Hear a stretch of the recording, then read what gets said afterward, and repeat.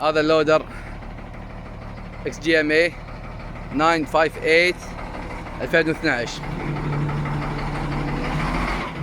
الماكينة أول شيء سوينا الراس الفوق فتحناه، ولكن طلعت عندنا مشكلة.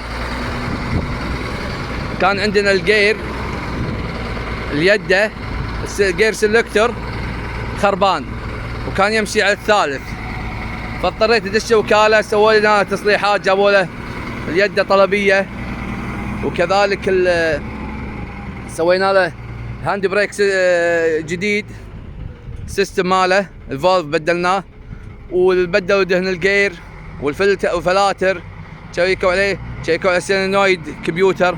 الحمد لله امور طيبه، ولكن اكتشفنا ان الزيت قاعد يزيد لما بدلنا الفلاتر كامله والزيت وفلتر الشوته،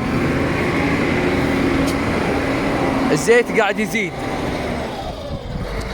فاستغربنا شلون يزيد، فقالوا خلنا نصبر عليه يوم ولا هم بعد الزيت زايد.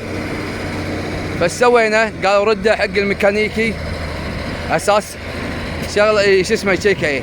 رحنا ميكانيكي اتضح انه الوتر بامب خربانه، ضغط الماء خربانه، انها متاكله بسبه وقفه المحرك بدون شغل، والقميص مال البستن متواكل بسبه الوقفه كذلك.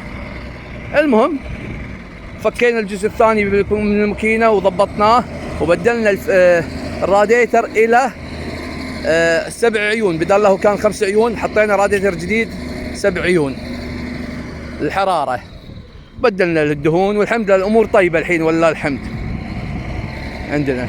ولكن العمليه اللي صارت ويانا اللي هو الوقفه هي اللي تاثر على محركات الديزل. الوقفه this is XGMA 958 2012. We have several problems.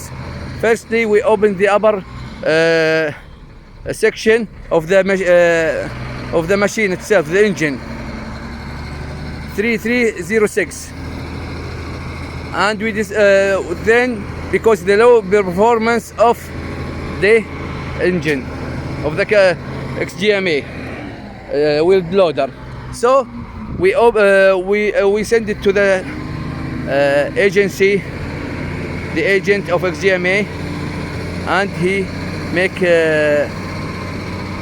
maintenance. We changed already the gear selectors and the handbrake systems, the oil, the gear oil and filters, the engine oil and filters, the air filter. We did a lot of things with it, and it's still the low performance wasn't exist, but the engine oil was increasing. Then we changed it again in the agency. After that we have problem of still increasing oil.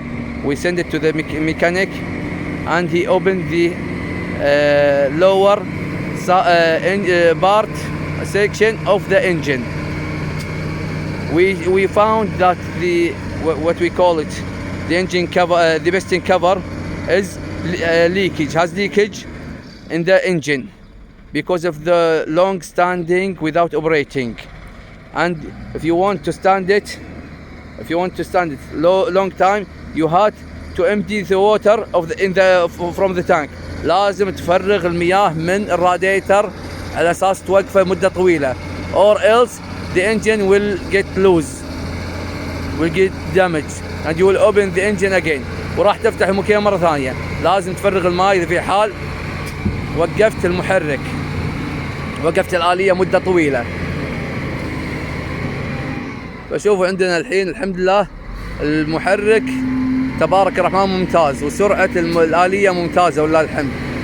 جير سلكتر الآلية تبارك الرحمن الحمد لله رب العالمين. The engine now and the whole vehicle is very good one. The wheel loader is very good alhamdulillah after changing after restoring the engine 3306.